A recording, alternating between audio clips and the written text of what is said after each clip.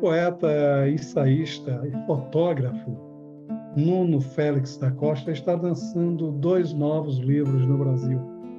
Um livro de poemas, Breve Manual para Ser Humano, e o livro de ensaios, O Mim Impossibilitado de Acontecer. São livros que já no próprio título denunciam o certo sentimento meio que surrealista da prosa e da poesia de Nuno Félix. É um poeta inquietante, é um ensaísta também inquietante, porque ele desafia a cada frase o pensamento novo do leitor. E é isso que faz com que sua obra seja, ao seu modo, revolucionária e ao seu modo tradicional, porque nunca deixa de dialogar com a mais profunda literatura lusitana.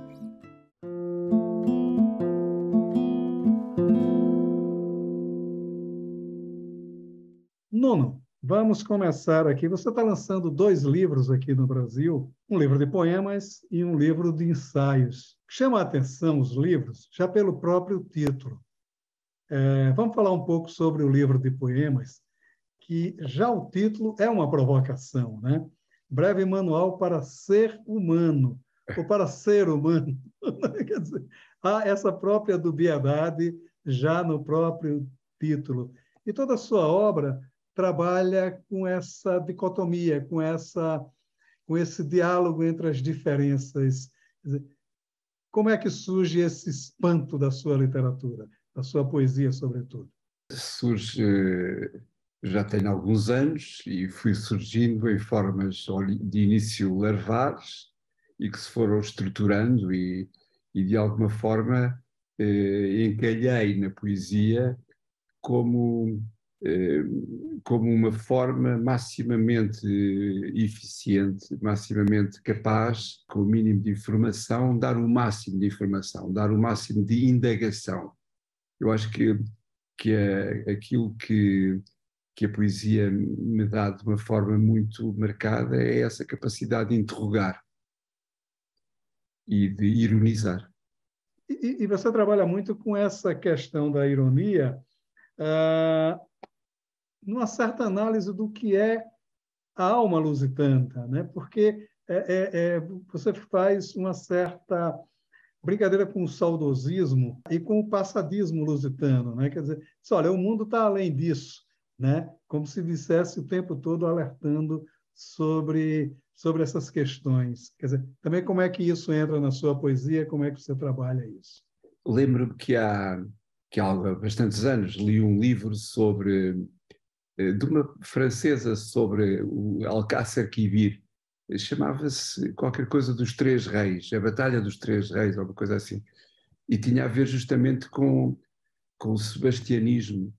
E às tantas ela deriva para o sebastianismo no Brasil e para aquelas milenarismos que tiveram alguns contornos dramáticos em certos locais do sertão, creio eu. E eu penso que é por aí. Há qualquer coisa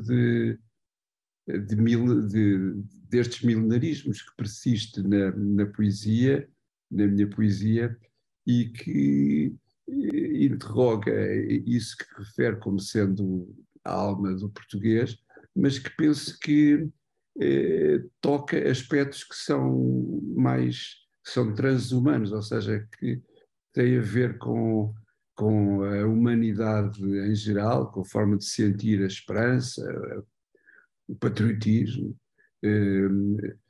a morte, do que demasiado centrados na cultura nacional. A cultura nacional, de certa forma, a cultura lusitana, portuguesa, de certa forma, é o meu ponto de partida, é o meu referencial de partida, mas procuro nunca ficar por aí, ou seja, não me interessa como ponto de chegada, nem como zona onde ancorar a minha poesia. A gente tem o episódio da Pedra do Reino, em que uma Exatamente. comunidade tentou banhar a pedra de sangue para que Dom Sebastião ressuscitasse, né? E a gente continua a ver navios, na expressão bem portuguesa, né? À espera do Dom Sebastião. Agora, é interessante na sua poesia, porque há uma ironia meio como se fosse algo assim surrealista, né? Há uma certa quebra de paradigmas, né? Quer dizer, a poesia ela não tem aquela linearidade lírica, né? Ela é uma poesia feita quase que de desafios ao leitor, né? Diz, olha, aquela velha história assim, diz, aqui está o cálice, né? Faça dele o que bem entender, né? Quer dizer, há um pouco essa busca de desafiar a sua retórica, busca desafiar o seu leitor? Eu acho que a poesia é essencialmente, a minha poesia é essencialmente esse desafio, esse, mais do que propor respostas, propor soluções ou defender o que quer que seja, é como estava a dizer, a poesia apresenta um conjunto, cada poema apresenta um conjunto de pressupostos e depois combinam-os sem encontrar uma solução. Combinam-os quando muito encontrando um paradoxo ou mostrando qualquer coisa de instável que esses pressupostos todos contêm e que essa instabilidade é também um pouco a metáfora da instabilidade do planeta.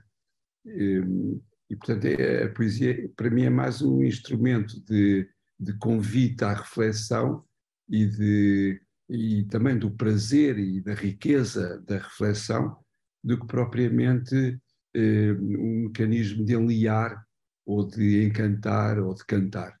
O que me chama a atenção é porque a sua poesia, me parece que o homem descrito na sua poesia, ou pelo menos instigado em sua poesia, ele está além da alma, né? Ele tem os aspectos biológicos muito profundos. Tem um poema que eu achei bem interessante aqui, que ele diz: o que é o turbulento interior de uma célula? Vida, esse desregramento, onde adquirem fala as rebeldes forças de um sexo ultracelular anarquista. Cego que desordem o submete. Quer dizer, é isso, né? Quer dizer, a alma ela só tem sentido pelo sentido do corpo, né? Me parece que a sua poesia diz muito disso, né? Eu tenho uma formação médica, portanto, biológica, mas não pretendo que a biologia responda às questões mais complexas daquilo que é o humano, daquilo que é a civilização, de maneira nenhuma. É como se houvessem níveis de discurso. A biologia é um nível de discurso sólido, é um nível de discurso onde podemos ancorar algumas questões que atravessam a cultura de todos os tempos e cada vez mais, uma vez que as neurociências e têm cada vez mais informação sobre a forma como o nosso cérebro e a nossa mente funciona. Mas há muitos outros níveis de discurso e o discurso da biologia não esgota de maneira nenhuma o discurso das ideias, o discurso da cultura, o discurso da religião, são níveis sucessivos de complexidade crescente e a sobreposição não esgota o anterior. É como que é como que níveis de análise de sistemas que é o mesmo sistema, mas com níveis de corte sobrepostos e diferentes. E cada vez mais com mais ampliação, de maneira que cada linguagem, cada nível exige a sua linguagem, e a linguagem da biologia não se aplica à linguagem da cultura, a linguagem da cultura não se aplica à linguagem do planeta, da cosmologia, da que seja. Portanto, cada nível que nós olhamos para as coisas implica também uma retórica também, de certa forma, mas uma linguagem no sentido também de um vocabulário, de um modo de olhar próprio. E eu penso que outro mecanismo de criar paradoxo na poesia é jogar estes diferentes níveis de discurso, estes diferentes níveis de análise, de certa forma confrontá-los, como nesse poema que estava a ler, do nível biológico da célula e que de repente passa para a anarquia e, portanto, para o nível da sociologia, da política, do que seja. É a riqueza da poesia permitir fazer esses saltos que não têm uma lógica surrealista. Ou seja, eu não tenho uma especial simpatia pelo surrealismo. Gosto do surrealismo como historicamente, mas os pressupostos do surrealismo não me tocam e penso que hoje em dia há muitas outras maneiras de ir mais além do que o surrealismo foi, embora o surrealismo tenha ido bastante longe. Mas é isso, a solução final não é mais do que um paradoxo ou uma possível, uma proposta de uma solução, mas cabe sempre ao leitor depois pesar as coisas e encontrar a sua própria resposta, ou ficar a puxar pelos dedos e não encontrar nada. Não é? O livro, ele me pareceu muito coeso, né? Assim, do ponto de vista do formalismo mesmo. É como se ele tivesse sido pensado, todos os poemas, como um livro, naquele sentido que faziam as odes, não que ele conte uma história, não que ele conte uma narrativa, mas ele conta de um sentimento muito coeso, né? Os poemas se completam. Houve a intenção disso ou isso nasceu de uma maneira mais natural? Não se pode falar de uma intenção, houve uma evolução que conduziu a esta forma. No formato anterior eram bastantes poemas que têm o formato do soneto, portanto 4, 4, 3, 3, 4, duas quadras e 2 tercetos. Eu reparei depois que usava este formato, de certa forma, para nas 2 quadras colocar os pressupostos e depois tentar equacioná-los nos 2 tercetos. E às tantas mudei esta métrica e passei para o 7-7.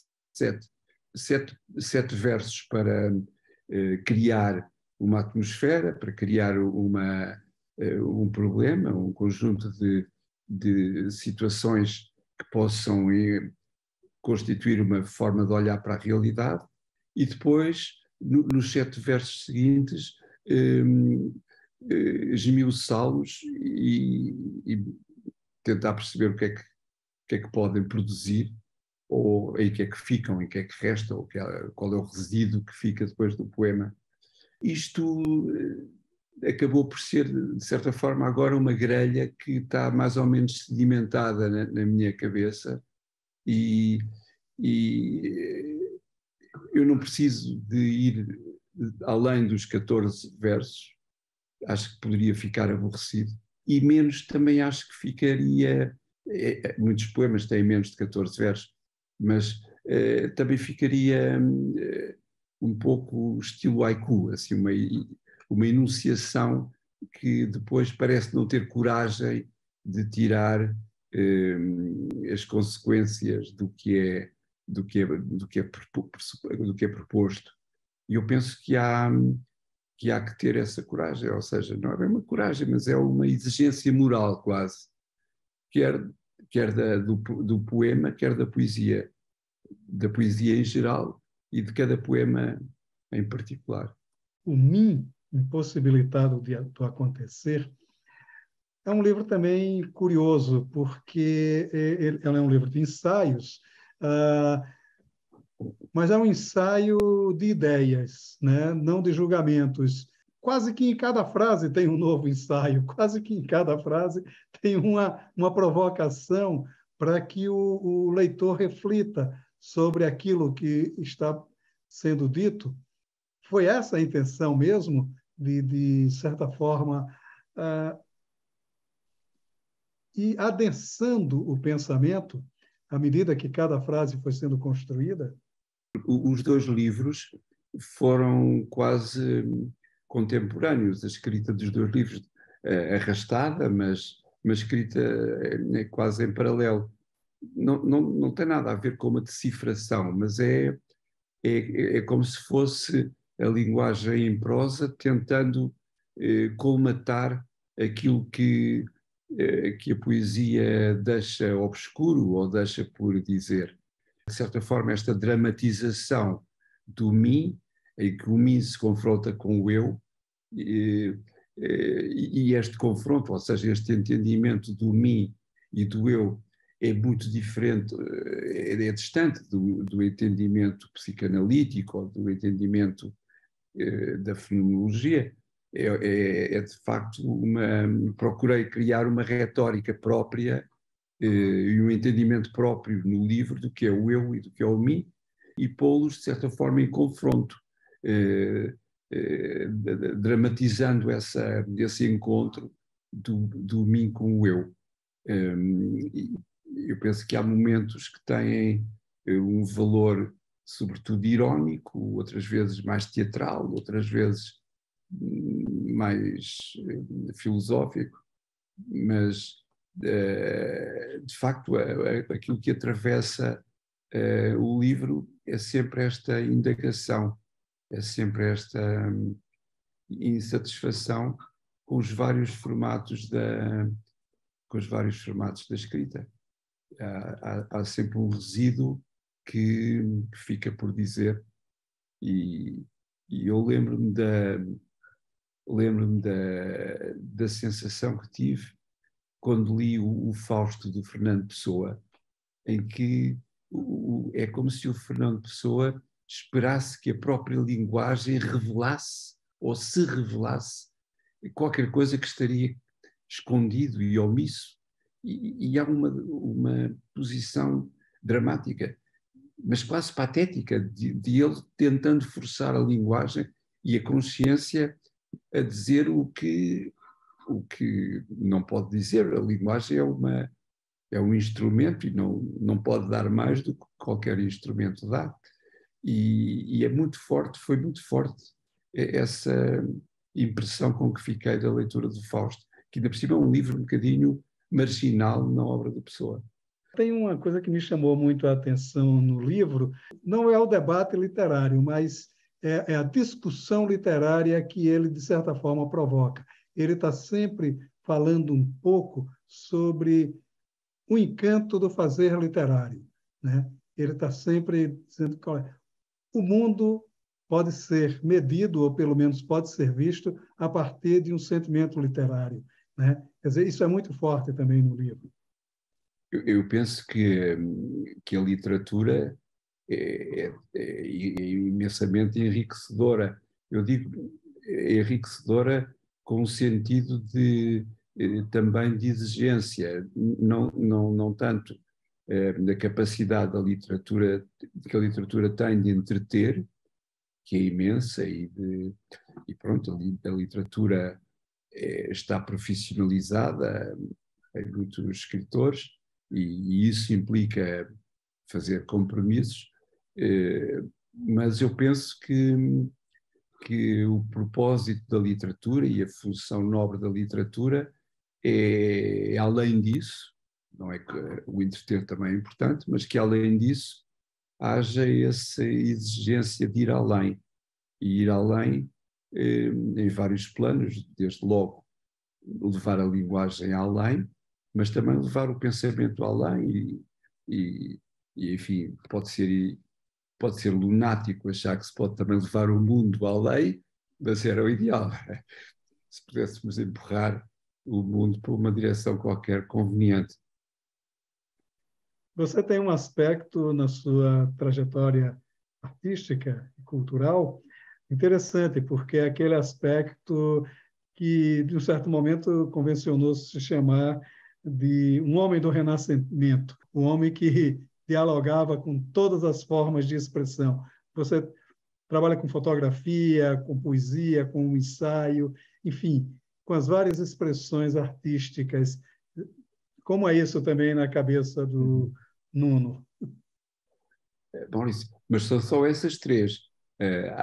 Tudo o resto Todo o resto eu pouquíssimo vou ao cinema, pouquíssima ficção leio, portanto, tenho um grande apego a estas três formas de literatura e da fotografia, mas são estas mesmo. Na fotografia também a mesma exigência com a imagem de ir além do que a imagem é. Numa certa linha da minha produção fotográfica, eu destruo a imagem no sentido de a destruir quimicamente, ou transformá-la, ou pintar sobre ela, ou o que seja.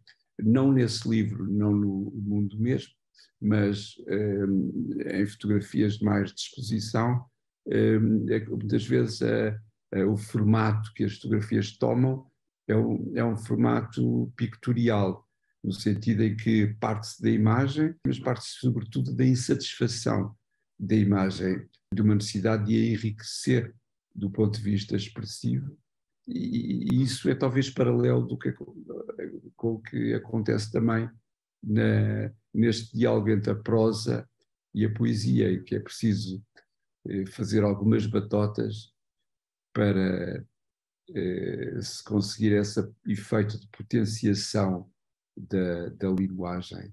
Como é que está o processo criativo, o seu processo criativo? Você está trabalhando? Como é que você está pensando em alguma coisa? Como é que está o processo criativo hoje? Trabalho mais ou menos freneticamente, com bastante dedicação. E por acaso acabei de mandar para a CEP, coitados eles, não sei se os torturo com os meus projetos, mas acabei de mandar justamente um livro, de certa forma, com a estrutura do Pequena Voz, do primeiro livro que eles editaram, sobre o fazer da poesia, e este é um livro sobre a fotografia, uma reflexão sobre a criação da imagem e, de certa forma, ao falar da imagem e daquilo que ela representa, enquanto representação da realidade, também, de certa forma, a possibilidade do conhecer e da representação em geral. Portanto, há uma leitura, há um aspecto do livro que é, de certa forma, uma reflexão sobre a cognição e sobre a forma como nós percebemos as coisas de uma forma visual. E Maravilha. pronto, esse livro está lá na CEP, está aí na CEP. Uhum. Está aqui na série. Maravilha. Nuno, muito obrigado pela sua participação aqui no Leituras. Foi uma conversa muito agradável. Muito obrigado. Maurício, foi um prazer. Eu é que lhe agradeço ter-se lembrado de mim e foi uma oportunidade. E espero que se vier a Lisboa nos encontremos.